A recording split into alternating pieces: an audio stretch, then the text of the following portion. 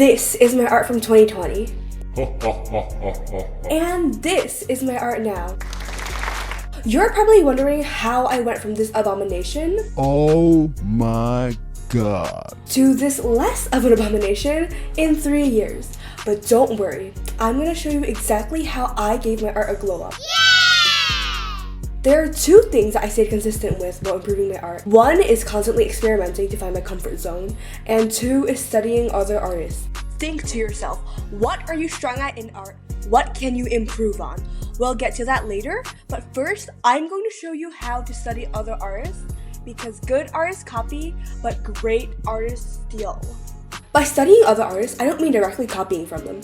Rather, take a look at all your favorite artists' drawings and think, what about their art draws you in? What aspects of their art do you want to apply? What common aspects do the illustrations have? As an example, I really like Sam's art style, specifically the color contrast and texture in his work. I like how his art is minimalistic, but gives off the impression of a lot of detail. A lot of his art has complementary colors, such as blue and orange and exemplary lighting. On the other hand, Misty's art here has an emphasis on character rendering, something that I was really weak on. I love the softness in her art and just like Sam, the minimalism that gives off a detailed expression. Previously, my art was really color-based and there wasn't a lot of work done on my values or rendering. So through this study, I'm tackling my weak areas. Trust me, it's going to save you a lot of time if you study artists whose art strengths are your weaknesses. Take advantage of social media. Speed paints can help give insight on your favorite artists' processes, and most artists are happy to share their tools or post tutorials. These things can help you study their art better. Don't be afraid to screenshot their art to study and reference. Just ask permission first before referencing or studying, and remember to give credit. Now, I'm going to show you how I study Misty's style to improve. After identifying elements of her style that I wanted to implement, the next thing I did was to practice. There's no work around this. You should just get straight into it. Here, I draw a normal sketch. Then I fill in the base colors with muted and darker colors, since Misty's style is mainly based on those. Because rendering is my focal point, especially facial rendering, I pay extra attention to this and try to emulate the softness of Misty's style. Misty does share her brushes on social media, but I decided to use round brushes instead because they're more in my comfort zone. As I continued painting, I took notice of the elements I wanted to incorporate, and through experimentation, I figured out how to include them. One of the things I wanted to incorporate was the softness in Misty's art, and I used the blur tool to mimic such a softness. I also took notice of how she rendered the eyes with a shadow and a highlight color, and tried to emulate it in my art. What you want to learn from the artist, you should make sure to reference the most. Keep your references next to you at all times in order to make sure that you aren't straying too far from the style you want to study. Another artist I really admire is Wolof. W-L-O-P? Wolof? I don't know how to pronounce his user, but as you can see here, his art is extremely impressive. I mean, look! Hello?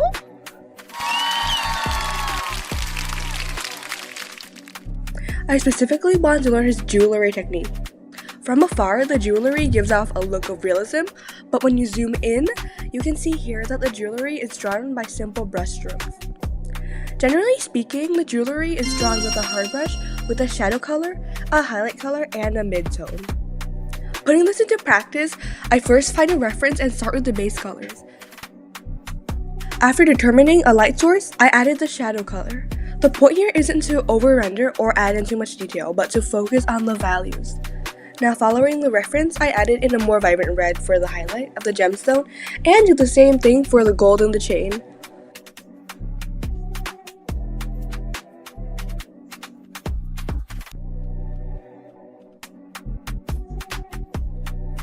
I'm just going to clean up the necklace a bit now.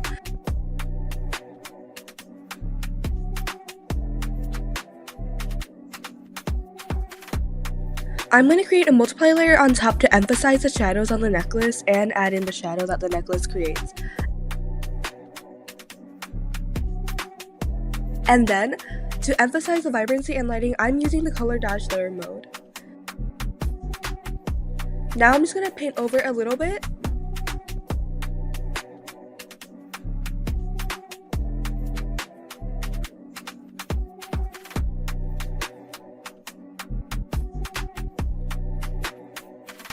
And there you have it, the final product, a study of WLOP. I'm like still not sure.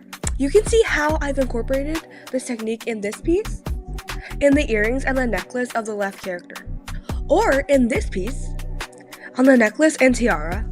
If you zoom out, there's an illusion of detail, but zooming in, it's just simple brushstrokes. Last but not least, I'm going to show you how I do a study for Sophie's art.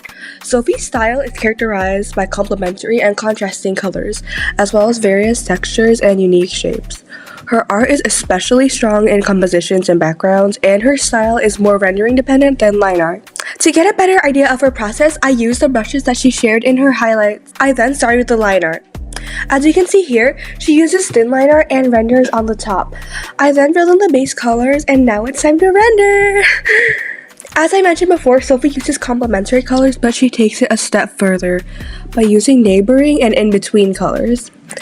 These aren't the proper names for these type of colors, by the way. I actually have no idea what they're called.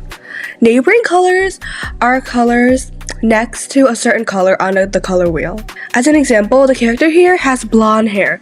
In order to keep cohesive colors, I chose a neighboring color, which was orange. Another neighboring color to yellow is this yellowish green. Do you see how this yellow turns to green when I slide it to the right? Here are some more examples of neighboring colors, just in case you're not sure about them yet. So now we have all these colors, but in order to create even more cohesion, I zoom in between two colors and color pick an in-between color right here and paint it right in the middle. Now I just repeated this process for the rest of the drawing. To create some more depth, I made a multiply layer and created some shadows. I also added some blue for the color of the sky and yellow for the color of her hair. Now I'm going to create a layer above all of this and just paint over the line art. Honestly, just trust the process. Trust the process. My art process is trust the process.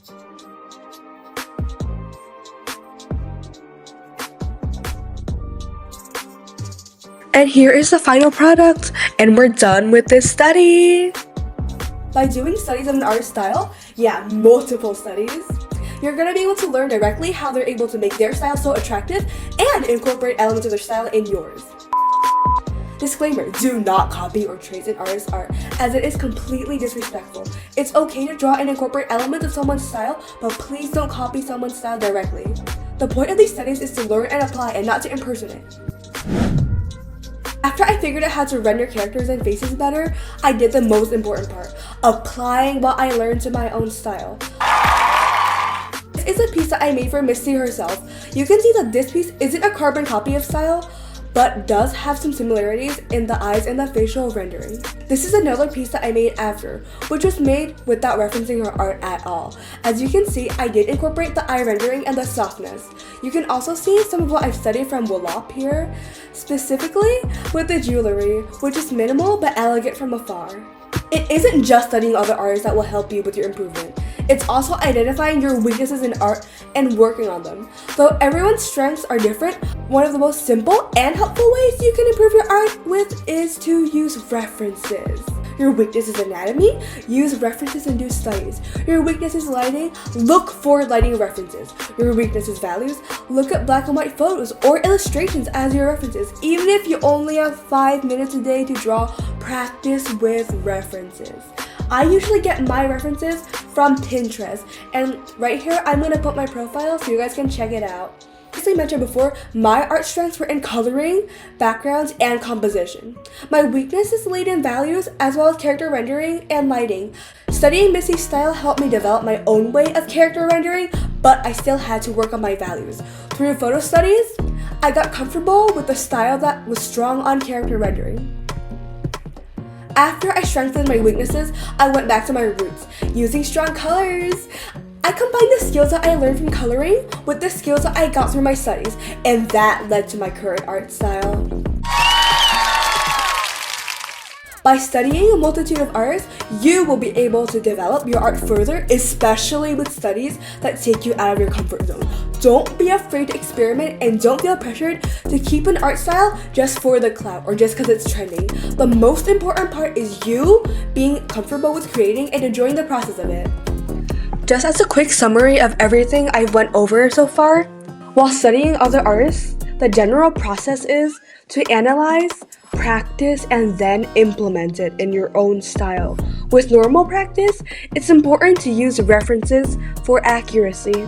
I hope that you enjoyed this video. I hope that it was helpful for you and that you learned something new. Thank you for watching and have a good one.